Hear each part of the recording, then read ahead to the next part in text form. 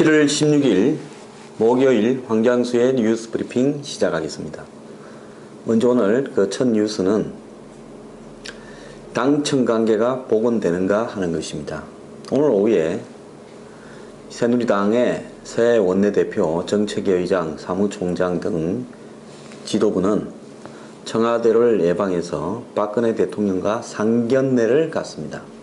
자, 오늘 오후 모임을 제가 상견례라고 이야기하는 것은 그야말로 서로 인사하는 수준의 예의를 갖추는 자리다.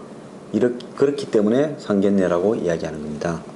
새누리당은 김무성 대표가 유승민 사태, 국회법 개정 통과 사태 이후에 여러 가지로 청와대 박근혜 대통령과 당의 관계를 어떻게 유지해 나갈 것인가에 대해서 고민을 좀 한 것 같습니다. 그래서 그 결과가 결국은 이 당직에 친박 비박을 골고루 넣는 방식으로 나타났는데요. 현재 당직을 보면요, 일단은 원유철 원내 대표는 이 비박입니다. 비박이지만 좀 온건하다 이렇게 평가를 받죠.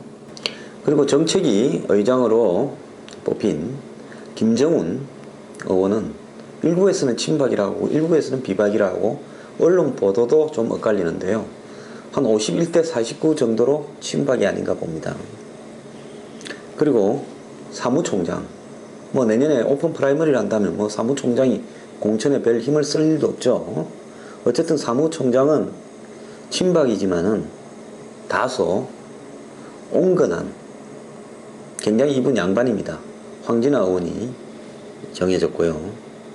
그 다음에 실질적으로 공천에서 사무총장 못지않은 실무 권력을 행사하는 제1사무부총장에는 비박의 홍문표 의원이 내정이 됐습니다. 홍문표 의원은 비박 중에서도 좀 강성이죠.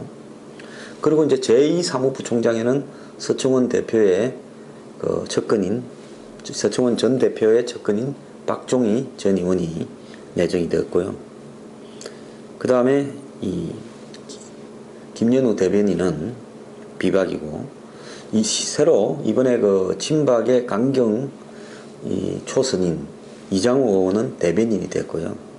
그 다음에 김진태 의원, 요즘 정말 국회에서 고생을 합니다. 어제도 2호 경호법으로 그걸 무산시키는데 법사위에서 노력을 했죠. 김진태 의원은 인권위원장에 내정이 됐습니다. 그리고 조혜진 의원이 조혜진 의원은 비박이죠. 원내 수석 부대표는 조원진 의원, 친박의 좀 강한 친박이다 이렇게 봐도 될 것 같습니다. 재선 의원이죠. 이렇게 지도부를 서로 간에 친박과 비박이 의도적으로 강경이냐 온건이냐, 또 친박의 순도가 몇 프로냐, 비박의 순도가 몇 프로냐, 이런 것까지도 고려를 해서 아주 정교하게 섞은 지금 지도부를 구성을 했습니다. 자, 이렇게 구성된 지도부가 앞으로 화학적으로, 요즘 케미라고 그러죠. 화학적 결합을 해서 원만하게 굴러갈 것이냐, 아니면 또 삐걱거릴 것이냐. 일단 청와대도 어쨌든 이번에 기업인 사면이 포함되는 부분에 당의 건의를 받아서 수용하는 듯한 모양새를 취하려고 노력을 하는 걸 보입니다. 그리고 당청 간에 정책 협의에 관한 채널도 가동하겠다고 그럽니다. 일단은 지금까지 불거진 친박, 비박의 논란은 수면하로 가라앉고 또 다른 이슈가 불거질 때까지는 이대로 굴러갈 것으로 보이는데요. 지금 반면에 새정치연합은 어떤가 하는 겁니다. 새정치연합은 오늘 오후에 아마 박준영 청와대에서 수석도 했고 전남지사도 했죠. 상당히 야권에서는 동교동계의 의견을 가지고 있는 바지 넓은 분인데, 이분이 여의도에 사무실을 마련하고 오랫동안 창당 준비를 해왔다고도 이야기되었습니다. 이분이 현재 새정연이 한계에 도달했다면서 탈당을 오늘 오후에 선언한답니다. 지난 7월 9일 실무 당직자 출신 50명이 또 혁신을 비판하면서 탈당을 했죠. 이분들은 국민희망시대라는 모임을 만들어서 활동해왔던 분들인데, 지금 정대철 의원이라든지 손학규 이런 분들하고 박주선 의원 이런 분들하고 가까웠던 이 조직이 있던 사람들이랍니다. 그 다음에 오늘 천정배우는 새정치연합에 있는 의원들 130명 중에도 좋은 분들이 있기 때문에 이분들하고도 연대를 해서 새로운 당을 만들어 보겠다라는 의지를 피력했고요. 그 다음에 지금 현재 박주선 의원 같은 경우는 혁신이 안 되면 새로운 창당 흐름이 속도를 낼 수밖에 없지 않겠냐고 어제 이야기를 했습니다. 그리고 이제 일부 언론들은 결국 야권의 여러 갈래의 이런 창당 움직임이 창당까지는 가지 못하고 무소속 연대로서 호남 정서의 지지를 받아서 총선에 임할 것이다. 즉 신당 창당은 안 될 거다 이렇게 보는데 저는 반대로 봅니다. 신당 창당은 신당 창당의 명분이 있느냐, 즉 진노를 반대한다는 걸 넘어서서 또 기존에 있는 의원들이 결국 공천 등을 진노 지도부에서 받지 못할 것 같으니까 탈당을 해서 받는다 이런 부분이냐, 또 그 명분에서는 진노가 이번에 혁신위원회를 만들어서 제대로 된 혁신을 하느냐, 아니면 혁신이 결국 진노의 독점력을 강화시키는 쪽으로 가느냐, 이런 것이 다 명분이 될 거라고 봐요. 이미 호남의 정서가 크게 현재 새정연보다는 새로운 정당의 창당을 지지하는 쪽으로 움직이고 있기 때문에 지금 다양한 흐름들이 결국은 하나가 되어 갈 겁니다. 이와 관련해서 주목이 되는 부분은 손학규 전 대표의 싱크탱크인 동아시아 미래재단이라는 단체가 그동안에 사실상 개정 휴업 상태였는데 최근에 활동을 재개하고 100여 명의 회원이 모이고 또 측근 15명이 결집하고 자문 교수도 여의도에 있는 사무실을 방문하고 이렇게 지금 몸을 풀 준비를 하고 있다는 겁니다. 어떤 여론조사에서는 손학규 전 대표가 19.6%를 받은 박원순 시장에 이어 18.1%를 받으면서 문재인 현 대표를 앞질렀다라는 여론조사도 때맞춰 나왔습니다. 저는 내년 총선 이전에 손학규 전 대표가 반드시 정치권에 복귀할 거라고 보고 있습니다. 그래서 여러 갈래의 지금 신당 창당 움직임에 한 핵심에 서지 않겠느냐.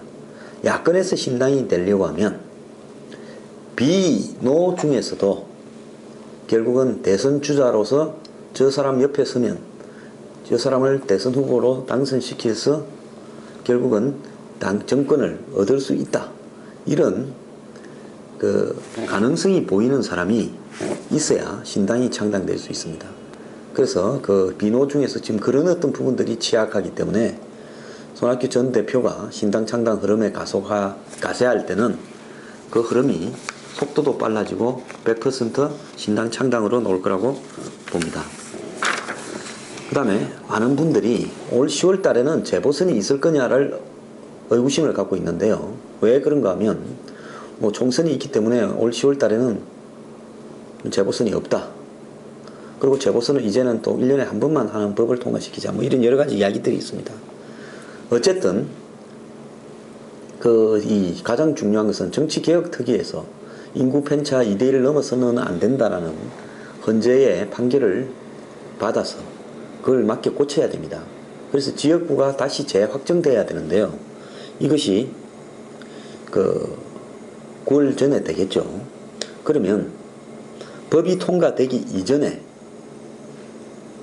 예를 들어서 있었던 지역구에서 만약에 누가 깜빵을 간다든지 사퇴를 했다든지 해서 개론이 생기면 올 10월 달에 재보선이 그대로 하고요.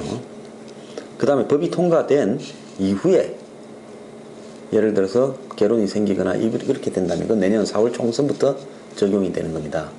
그래서 제가 볼 때 9월 달쯤이나 가야 법이 통과될 것 같은데, 그러니까 선거구로 확정하느냐.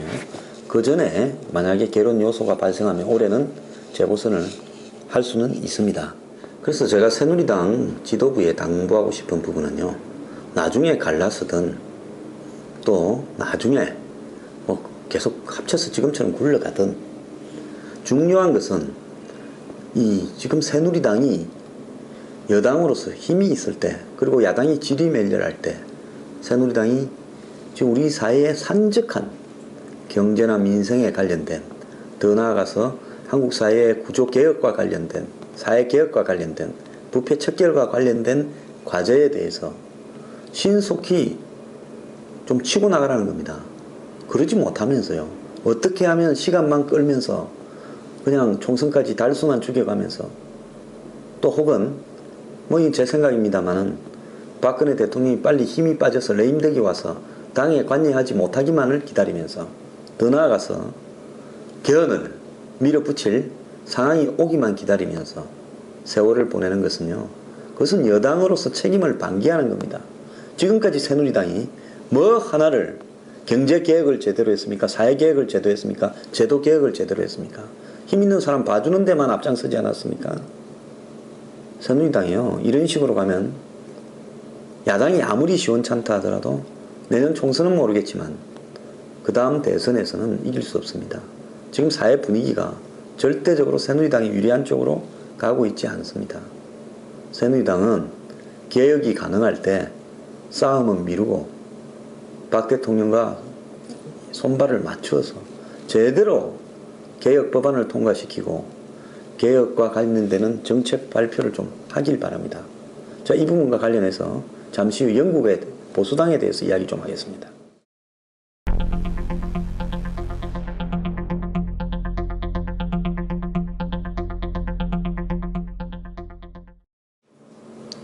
영국의 보수당 당수이자 총리인 캐머런이 대처 수상, 즉 철의 여인으로 불렸던 마가릿 대처 이후에 30년 만에 지금 노동개혁에 나섰습니다. 영국의 보수당이 얼마 전에 선거에서 예상을 뒤집고 과반수를 훌쩍 넘는 대승을 거두었습니다. 즉 영국의 노동당보다는 영국의 보수당이 현재 이 개혁에 더 앞장서고 있다는데 국민들의 박수를 보냈는데요. 결국 이 주마 가편입니까? 달리는 말을 더 자극을 시킨다는 듯이 노동개혁에 본격적으로 캐머런이 나서고 있습니다. 어떤 노동개혁에 나서고 있는지 이야기를 좀 하면서요. 한국에 지금 박 대통령의 4대 개혁 과제 중에 노동개혁이 있고 노사정위원회가 있지만은 운도 못 뛰고 있는데 영국에서는 어떤 일이 벌어지고 있는가 소개를 좀 하겠습니다. 영국의 오늘날 가장 큰 노동 문제는요, 보건, 교육, 교통 이런 공공서비스와 관련된 노조의 문제입니다. 잘 아시다시피 영국은 요람에서 무덤까지 베버리지 보고서 등이 작성되면서 복지 시스템이 어느 정도 사회주의적 시스템까지 가미되면서 굉장히 잘 짜여져 있습니다. 2차 대전 이후에 영국 사회에 하도 좌파가 많아서 당시 처칠이 전쟁은 이기겠지만은 독일한테 전쟁 이기고 난 뒤에 영국이 거의 소련처럼 사회주의 국가가 되는 게 아닌가 걱정을 해서 영국의 복지 제도를 전부 재편했는데 그것이 요람에서 무덤까지로 불리는 베버리지 보고서에 기초한 겁니다. 그런데 첫째는 가장 중요한 게요, 파업을 할 때 지금은요 몇 명이 참가하든지 관계없이 과반수만 얻으면 파업을 하게 했습니다. 노조가요. 그러니까 노조가요 100명이라면 한 20, 30명 참가시키가 그 중에서 한 20명 참가해서 그 중에 11명 찬성하면 노조는 100명인데 파업이 가능했습니다. 그런데 캐머런은 절반 이상이 참여해야 되고 노조원의 전체 조합원의 40% 이상이 찬성을 해야 파업을 할 수 있다 해서 파업 요건을 굉장히 올렸습니다. 그래서 노조원이 100명이면 51명이 참석해야 되고 전체 노조원의 40%면 얼마입니까? 40표. 즉 51명이 참석했을 때는 80%가량의 동의를 받아야 이 파업이 가능하도록 법을 고치겠다는 겁니다. 왜냐하면 일부 노조 지도부가 전체 노조원을 자신들의 정치적 영향으로 끌고 다니는 것을 방관하지 않겠다는 겁니다. 그 다음에 2주 전에 파업을 통보해서 사내에서 회사가 대체 인력을 확보하도록 해야 된다. 자, 한국에도 직장 그만둘 때 이 2달 전인가 통보하는 기준이 있지 않습니까? 마찬가지로 파업도 이제 그런 식으로 해라는 겁니다. 그 다음에 지금 1년에요 파업 일수가 사업장교 파업 일수를 다 합치면 70만 4천일에 달하는데 이런 어떤 부분에 대해서 지금 캐머런은 파업 요건을 어렵게 만들어 가지고 압박을 하겠다는 겁니다. 그 다음에요. 가장 중요한 부분인데요. 이게 정말 한국에서 좀 배워야 되는 건데, 노조에서 좌파 정당을 도와주는 후원금을 일괄적으로 징수해가지고 주는 겁니다. 우리나라의 민노총이나 정교조에서 각종 진보 단체들이나 그 다음에 뭡니까? 이 옛날에 무슨 통진당이라든지 어떤 진보 정당, 각종 사회단체에 돈을 떼서 많이 주죠. 그래서 이 부분은 이제는 노조원들로부터 후원금을 낼 의사가 있는지 전부 개인별로 확인을 해서 동의하는 사람한테만 받아라. 즉 월급에서 마치 세금 떼듯이 일괄적으로는 못 떼게 하는 겁니다.